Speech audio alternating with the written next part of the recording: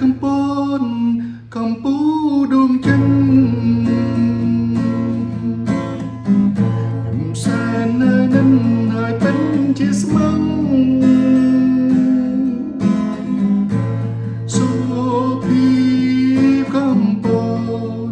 ឆ្លូនបូនរាទាំងចំពាំងជាប់ចិនបងស្មឹងគ្មានហើយកាំងត្រជាងព្រៀបបានសំដីអងអែលរត់ទៅឲ្យកាន់ក្តីស្នេហ៍សំភូ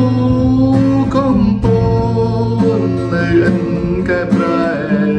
គុណយូរត់តែឲ្យស្នេហ៍ជុំចិន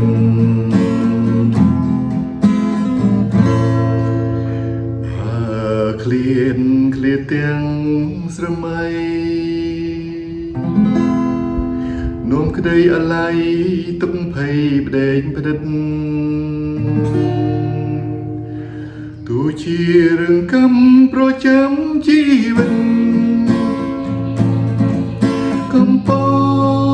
ដួងចិនណានឹងខ្ញុំផង